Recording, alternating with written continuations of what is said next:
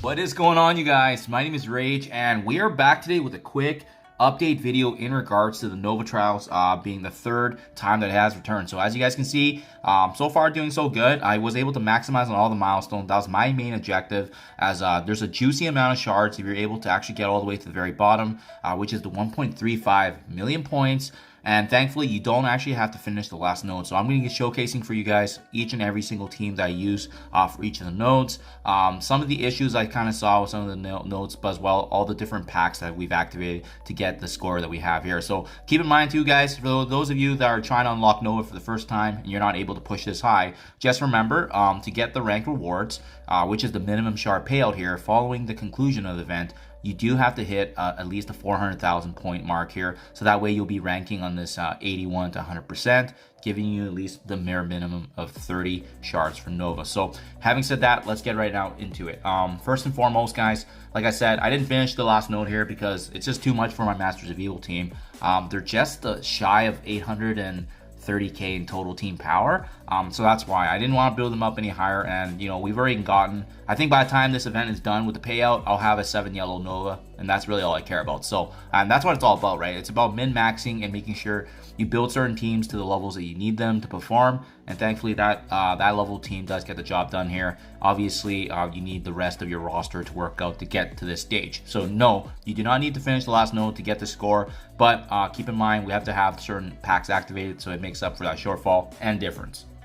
So before we go into each node, let me show you guys what's been activated. I mean, honestly, almost every pack has been utilized. There's only a couple that's missing out here, but we'll go down the list top down, so that way if you want to, you know, utilize them as well to get these points. But total packs is 90. We utilize the Avenging X Factor, which essentially allows the city hero characters to gain X Factor. This benefits the enemies to give them the synergies, as well as mutant characters gaining also the Bionic Avenger trait.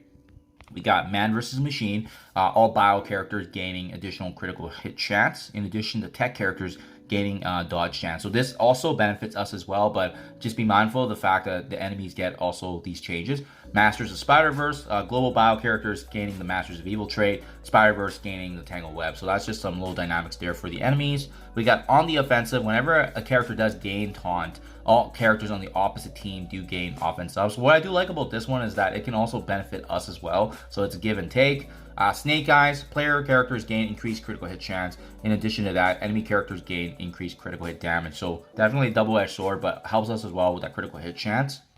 We got Supernova here with on turn, strikers bury yourself for 5% of their HP, and if that striker kills an enemy, they also gain ability energy. So it's really good for any of the team synergies that you have strikers, because they can almost get a way to generate energy for themselves and self-sustain, which is really, really big, especially when you have a powerful character like Kang with the ISO 8 striker. And then lastly, the Power Cosmic. This is probably the most important one, where all the Cosmic Crucible abilities are active during this run. So it includes the buffs that they would normally get, mainly benefiting the Masters of Evil that you'll be needing to push through all the way. And again, because of this benefit right here, my 800k Masters of Evil team operated more like a 1 million, 1+ million team, and I was able to get the job done here with the additional support of Quicksilver. So let's start from node 1, so that way you guys can see which teams I used. And again, I'll point out the strategy if there was any pain points, but overall, I don't think many folks are going to have issues with mission 1. This is pretty straightforward. I opted to use the Eternals mixed in with Deathpool to give us energy. Spider Weaver has some good charges to obviously add the stun, and really strong character overall. And then Val with the revives if need be, as well as strong ability blocking. So this one, you're just going to walk right through it. No one should have no issues for most folks. Next up, this is the first time that we do actually see the requirement here of Masters of Evil or X Factor or Quicksilver. So I did actually want to use Quicksilver more in this run because I didn't have him built up. But I mean, even with him being at 100k, you can see how low my characters are. Really, it's my Kang at gear tier 18 that's kind of carrying the rest of the Masters of Evil, and that's how I was able to min-max this team. I didn't want to bring up this entire team just because they are a Crucible focused team, but Kang is one of the best characters in the game, so it really did make sense to add value into him, as well as him being part of Dark Dimension 6. So you can see he can easily just carry while the rest of the team is only gear tier 15 or lower. Finally, we have then the next up here being Mission 3.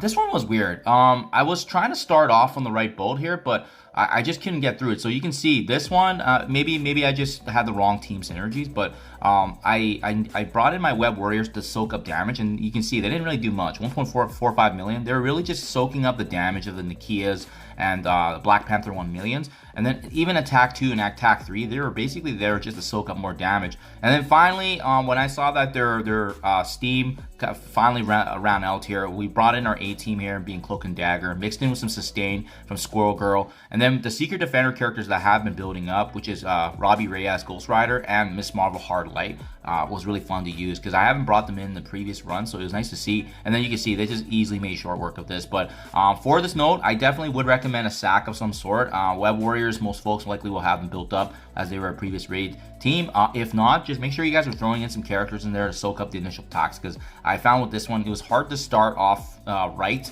especially with all that burst damage coming from those Wakandans and War Dogs. And finally, we clean that up here. Global Bow, super easy, nothing really to speak on. The combination of Rebirth with Gamma, it just proves too much for this node. I really like the double tank that I have here with Captain America and as well as Hulk. Them soaking up damage. We have Red Hulk doing some really devastating work. Most folks will likely have them built up. But yeah, the Global Bow nodes are really straightforward. You just got to make sure you're targeting the right enemies at the right time. And then finally, we get the Cosmic nodes, which in my honest opinion is probably the easiest nodes of the trial runs here. And again, I want to kind of prep Kang with his ultimate for the next node. So I brought him in. I added the forces again with Val, the Eternals, and Deathpool giving energy. Super straightforward. We were able to utilize all their abilities and set up Kang in the right way for Mission 6. The reason why we place so much emphasis on this Mission 6 is because this is probably one of the harder nodes here, especially if you do not have a built-up Masters of Evil team that's balanced, right? So for myself, I found that my Titania Absorbing Man, you know, they were just getting like 2-shot, 3-shotted given their power levels, because we're up against these 200k plus enemies, right? Really, the only one that's doing anything meaningful is Kang. But Quicksilver thankfully had some really good debuffs and was stripping away the enemy. So you can see how I got the job done here with 1 shot. But it did take, you know, Kang's ultimate at the very beginning to set it right up, and as well his devastating damage that really was the difference maker here. And so, like I said, if you guys have a more balanced Masters of Evil, probably have an easier time. But for myself, it got the job done. And like I said, they didn't need to be too high. It was really Kang that was doing the majority of the work here, just to min-max my resources. Then we have here Mission 7, City Hero characters. So again, a lot more straightforward now that we use all those sacks in that initial note. So this one just walked right through it. I opted here to bring in Spider-Man 2099 because I did like his ability block. And Shang-Chi was also here now to reduce turn meter. So that was a really good mix here if you guys haven't built up. But overall, really fun. Robbie Reyes just does amazing damage. And it was really finally cool to bring him into this, especially since I am planning to bring him into the city nodes for Dark Dimension 6. Mission 8 here, Global Bio. Yeah, pretty straightforward. Only thing I did, similar to my first time that I ran this, was I did that minor shift here where I swapped out Captain Carter for Abomination. I really like Abomination's additional stun, but as well his synergy with both, you know, Brawn, Hulk, as well as Red Hulk, sorry. So just basically Captain America is the only odd one out providing energy and buffs with defense up. But, I mean, this is a full Gamma team with the supportive capabilities of Captain America, which awesome one-shot, really straightforward. And a lot of folks will probably have this team built up just because, you know, they're the Rebirth raid team right now for the Incursion race for Bile, as well the Gamma team most likely built up for Apocalypse, right? And then last but not least, we have Mission 9 here. Super straightforward. I just wanted to get creative here a little bit. I haven't had a chance to use Photon at all, so I brought her in, but we've been seeing Val, Eternals, and Deathpool doing the same thing, all gear tier 16.